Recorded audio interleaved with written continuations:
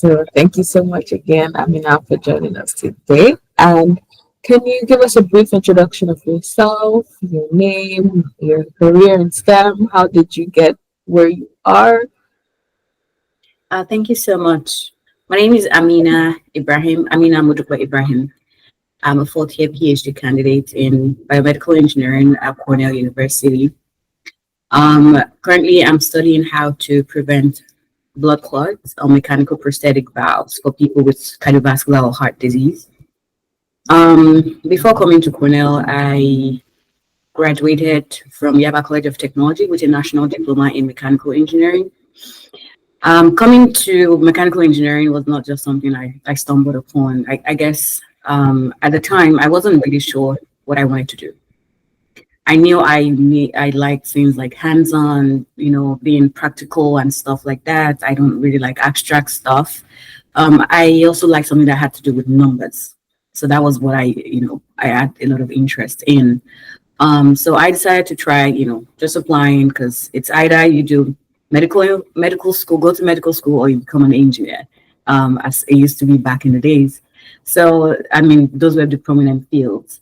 So I chose engineering because I guess right from when I was very young, I like breaking the norms. I like breaking barriers. And I've heard a lot about, oh, they don't have a lot of females in engineering. So for me, it was a thing of challenging myself that I could do this. So I decided to go into mechanical engineering.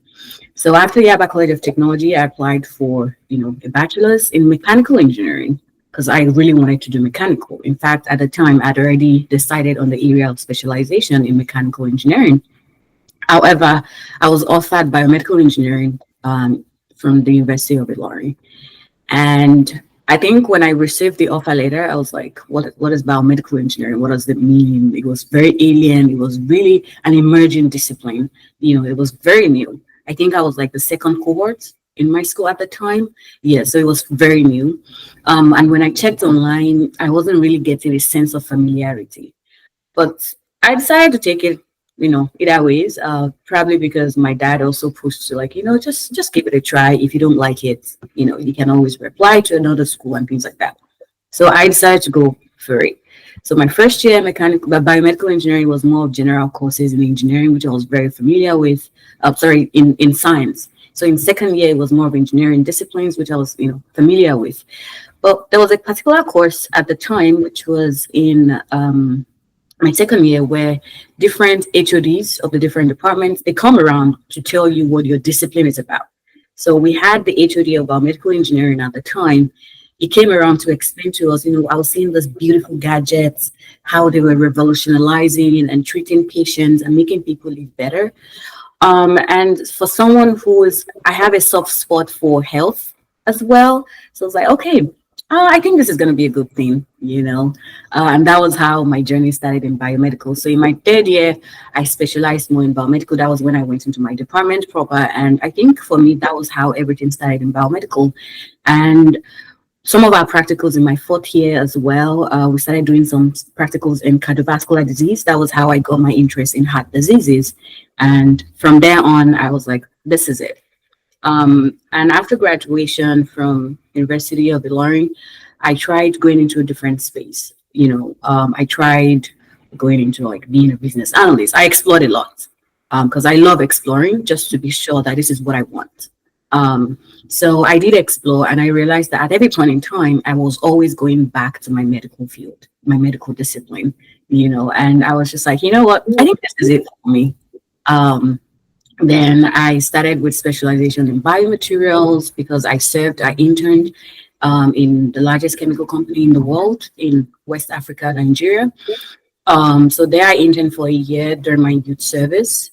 And after graduation, I co-founded a company that's during the heat of the pandemic, which was a biomedical firm, looking to cater for innovative medical devices, for people with medical conditions and things like that. Engineering technology. So afterwards, I also start working as a technical support. And after that, I started applying more into graduate school because I did realize a gap when I was, running my company. which was a gap that I needed more knowledge, which I did not have at the time, and which led to, the company not really thriving the way I wanted it to thrive. So I realized the gap and I wanted to resolve that gap. So I decided to pursue an advanced degree. And that was how I ended up, pursuing it, applying to schools. And here I am at Cornell. Wow, that's wonderful. It's really wonderful. And I am very interested in what you're doing for your PhD. That sounds very interesting. So, if you don't mind me asking, just going back to that for a moment, so how exactly, I didn't know that blood clots could form during with like mechanical valves and um, hearts. Yeah. So how is that? How is that a thing? Okay, I'm gonna try to make it as simple as possible.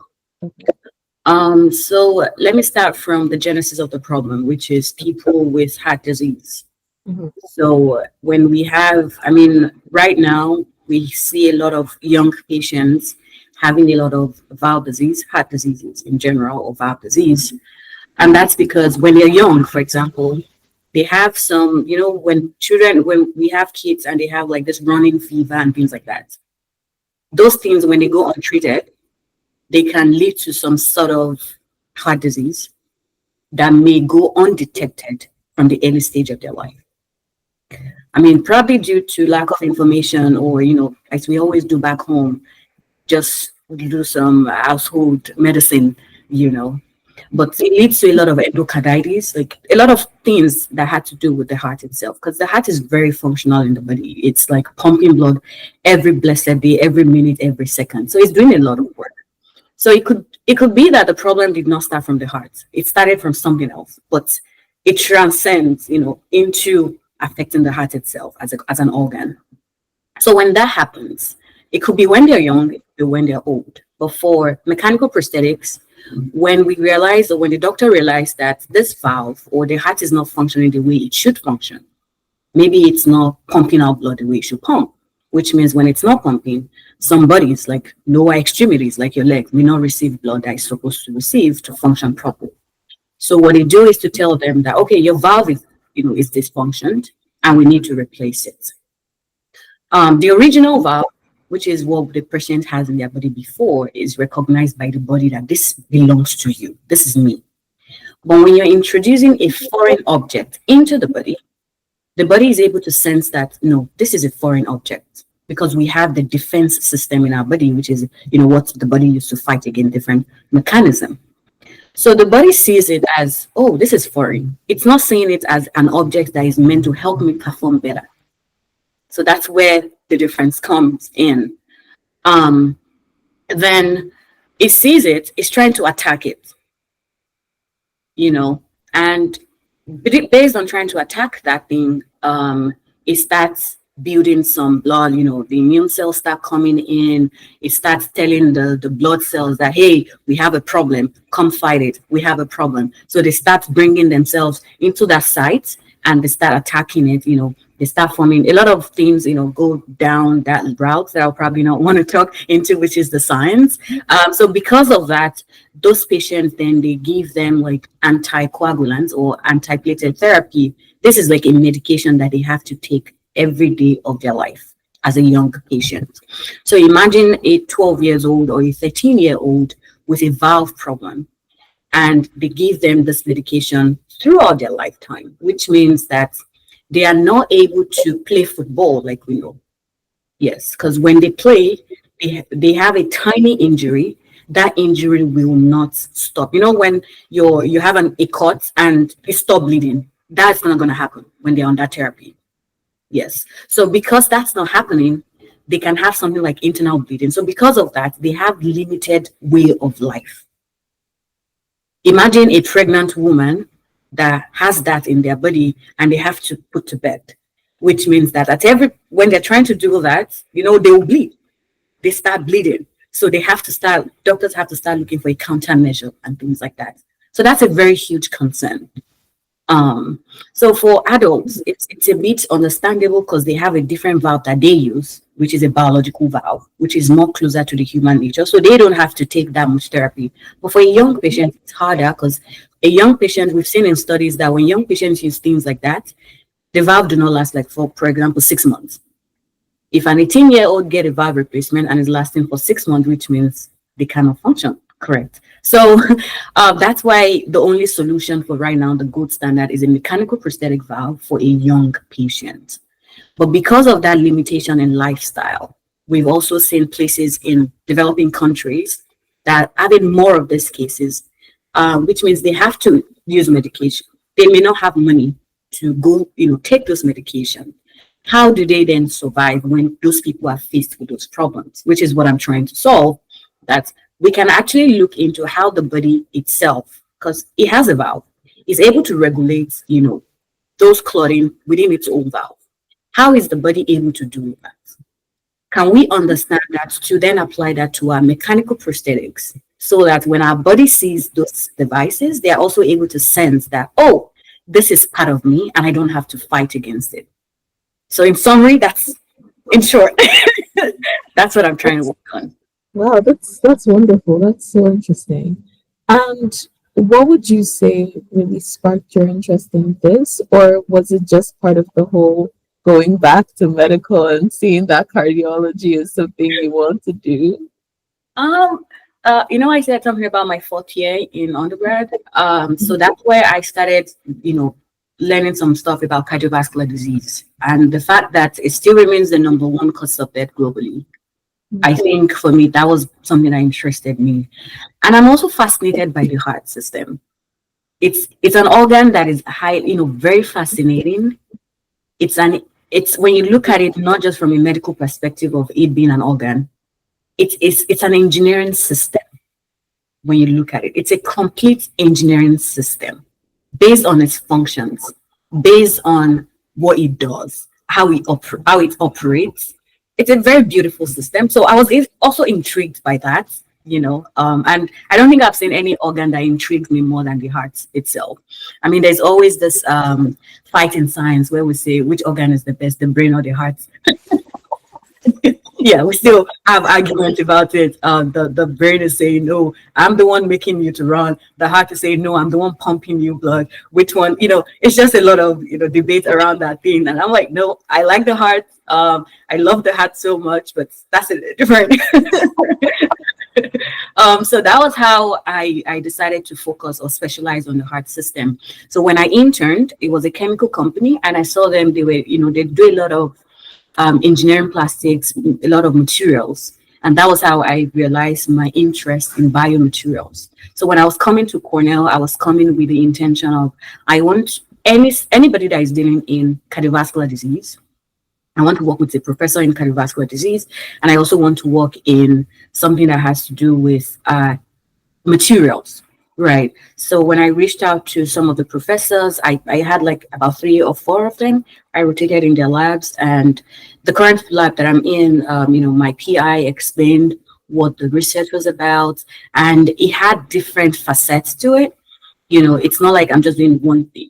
It has, the engineering aspect. It has the cellular aspect. I had to combine that with simulation. I had to combine that with working with blood. So I'm like, okay, this is cool. When I'm tired working on this one, I want to switch to this. When I'm tired with this, I want to switch to this. So sometimes it's also harder for me to be like, okay, this is where I'm leaning more towards, because I'm like unifying different fields of both science and engineering and medicine to solve some specific problem. That's just the beauty of biomedical anyways, because it's able to bring different disciplines together to solve a specific problem that is relating to health.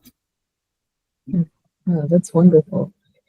And would you say you've encountered any challenges or stereotypes during your academic journey that were particular to Black women in STEM? I wouldn't say that outrightly, because maybe because I don't pay too much attention to it. Okay. Yeah, it could have happened. I'm not disputing that, but I barely pay, attention to things like that, because I just want to believe that I want to be the best that I can be in my field. Whether you're a male or a female, it doesn't give you the excuse. There is no excuse. That's what I'm always saying next. And what is worth doing at all is worth doing well. Once you're in it, do not rely on the fact that I'm a female to start, pulling back. Or I understand those things can happen, but again, I'm not really dwelling on it. Probably because I'm not dwelling on it, I don't see that as a barrier or as a stereotype. Has there been situations that I felt like maybe if I wasn't a Black female, this would not happen? Yes. But again, I don't dwell on it, not necessarily in the science. I think it's more of in my relationships with people, in the way they interact, in the ways that, because at every point in time, as a female Black woman or hijabi or what you can call it, it's like you have to constantly keep proving yourself. Because men looking at you alone, there's a mindset or a perception that people have of you. Then you have to then correct that notion that that's not correct. So I think if we look at stereotype from that direction, maybe we could say of it like that. But then the constant need to keep proving myself, I think that's what I would put it. That you don't have to look at me this way. I am capable. I am more than enough. I can do this. So I think from that relationship, though, yes, I can say it is. But from science itself, actually doing the science, I've been able, right from my mechanical engineering days, I've been given the opportunity to explore. So I was like on the floor, like every engineer. In the clinic, when I was interning in the clinic, I was, with them and they were really very helpful and, carrying me along and all of that. So I wasn't, I didn't observe that in the science, but probably in relationships, yes, I would say that happened. Okay, great. Thank you so much for sharing.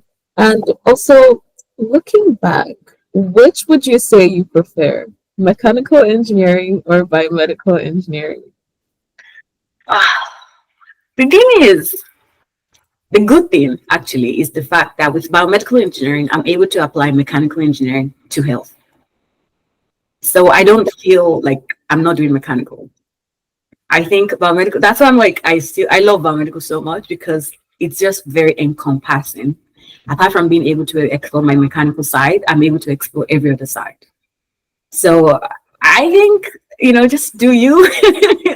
Maybe because of my passion in health, that is what is driving me to, okay, I want to apply this, I want to apply that. So for some people, they may not really like the health field. So it may be different for them. But I think even with biomedical, I'm still able to apply mechanical, I'm still able to apply electrical, I'm able to apply computer, like I'm able to apply a lot of things, which I'm happy about, which was why I said I chose the field, I chose the research because it helps me to explore different fields, and I don't have to get bored about a specific thing. So yeah. Okay, that's nice. So it's kind of like the best of both worlds. Exactly. And nowadays we see a lot of people in different engineering disciplines diving into biomedical. And that's because we've realized that the biology, the body itself, if it factors in every aspect of science or engineering that you can think of. Like we have people, even those studying aerospace, some of them, they start saying, okay, how do we study, when people go to mass, the valve that you give people on Earth, the valve might perform differently from those in space. So if you're someone that likes aerospace, it helps you to explore that field. Yeah, like it just helps you to explore different areas, which is quite interesting. If you have, you see people studying, okay, what's the effect of this environment on health? Looking at it from that angle, like the health itself or the body is just a very dynamic, versatile, and encompassing system that you can use anything to apply to it. Everything is applicable to it. I mean, to my own understanding. Some people may not see it, but when I look at the body system, I'm like, oh, I can count numerous fields or discipline that can come out of just studying the body alone. So yeah, that's the way I look at it. Okay, that's wonderful. I didn't even think of it like that, that there's so many different disciplines that you could apply from just the body. And that's the beauty of biomedical, to be honest. I know it's an emerging discipline, especially in Nigeria. But getting here and seeing how, because in Nigeria, when I was studying biomedical, I just know that biomedical engineers, they probably do medical devices. They maintain medical devices in the hospital. So things that has to do with probably the forceps or the scissors they use in the OR, those are inventions of biomedical engineers, right? So things that are basic as that, not just external devices, things that are inside the body itself, doing implants. Or what about different things? People that are even in doing vaccines, they are engineering vaccines, which I think is biomedical. That's why now we have biomedical sciences, we have biomedical engineers. So it's all biomedical. You just have to understand which area of biomedical do I want to play in, So it's a very cool discipline. I will always preach biomedical any day, anytime. It sounds so cool. You could convince so many people to become biomedical engineers. Okay, so thank you so much for your time today. And just before we round off the interview, are there any words of advice or encouragement that you would like to give to young females coming up in STEM? Definitely. So one thing, or one of the advice would be that do not be limited by environment. You are your own. So mostly most people are limited by what they have in their environment. I'm someone that came from basically not having that luxury of opportunity. From being a first generation to not just first generation college student, but first generation across all level of education. Understanding that these things don't make who I am. I defined who I want to be. Then establishing that this is what I want to be in my life. You can do it. Anybody can do it. So don't be limited by whatever you think the challenges are. Because talking about challenges, I can count 1,000,001 challenges that I've had to encounter, but at no point in time did I ever make that a limiting factor to whatever I wanted to become.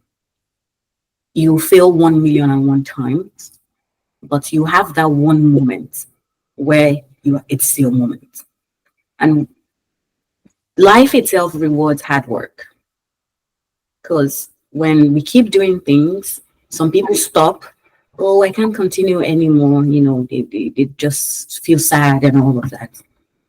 Even after graduating as the best student in my department, one of the top 2 in the faculty of engineers, I still face rejections after graduation.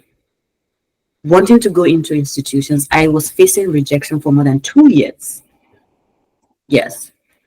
But I knew something was wrong, and I had to keep troubleshooting what was wrong. I knew it wasn't my profile, but I knew something was wrong. So I had to figure out what exactly was the problem. Then I applied. The one time I applied, I got it. So sometimes you have to really critically look inward. And also, let's put in the work. Again, I mentioned that what is worth doing at all is worth doing well. You want to put in the work. Nobody is going to help you. Don't think that there's someone somewhere that would help you. Nope, you have to stand up, get things done. Don't wait until somebody comes to help you. If they are not coming to help you, you have to help yourself. Drag people, tell them to help you, call for help. Putting in that work, there are times you definitely have to put in those work before you're being recognized. So most people don't want to put in the work, or you want to get to a point where, oh, I just want to be recognized. No, there's no shortcut to it. There's no shortcut. Like, you just have to go through the actual process. It could take years. It could take months. But you get there at some point. Scientists tried, Isaac Newton tried more than thousands of times, and he was eventually able to get some things right. right? So it's not just manners will fall from heaven. Manners don't do that. They actually, you have to keep improving, and also try to maintain good relationship with people, finding the right mentors. I have experienced not having um, a guide before, and I could see the difference now that I have mentors. I've understand that gap, and that's why I'm always preaching mentorship to people. And mentorship has to be both ways. I want to see the commitment because I've had people, message me asking questions about, oh, I want to be under your guidance, but the zeal, you can actually tell if someone has a zeal to actually do something or not. I don't want to waste my time on someone that I want to keep pushing. It has to come from you because you right now you need me more than I need you. You have to be the one pushing. Then once you're able to successfully get my attention, then we can reach a mutual agreement of, okay, I don't want to seem like I'm wasting my time. So when you want to have someone mentor you, you also want to put in the effort, you want to put in the work, not someone saying, oh, I want a mentorship. Then I tell you, okay, go do this assignment. Then I never hear from you anymore. They do that a lot. So try to get a mentor. Mentorship helps. I've seen how mentorship can move people from 0 to 100. And I've seen how mentorship can bring you from 0 to negative. So it helps a lot. And lastly, women probably don't like putting themselves out there. I think there's something in Nigeria where when you do stuff, maybe there's a shift now, but when people do stuff, they don't like talking about it. It's like, oh, I need to hide it. I was also a victim of that for the longest time possible until I met some, I had to change my environment a little bit. I met some people and they had to keep telling me that, no, that's not what it is. Making yourself visible. It's just showing what you've done. You're not lying about it. So they helped me see the beauty in trying to pull myself out there. And with that, I was able to make beautiful connections that led me to where I am today. So putting yourself out there would also always help. And I mean, I have a lot to say, but I don't want to go too much into Well, the thank you so much. Is there anything else you want to add? I mean, I've enjoyed the interview. I know because I don't think I touched about my leadership at all. That's one area or aspect of my life that is another book entirely. you know. And I think for me, even when I had nothing to get in return, I was putting in the work. Do not have the mindset that you want to get something before putting in the work. So I started volunteering when I was as young as 15, 14. When I didn't know what I wanted to do, I was just putting in the work. And to tell you that some of those work that I put in led to, some opportunities later on in life. And not just that, I put them on my CV and people see them and they're like, oh, you've done this? And I'm like, yes, I did it.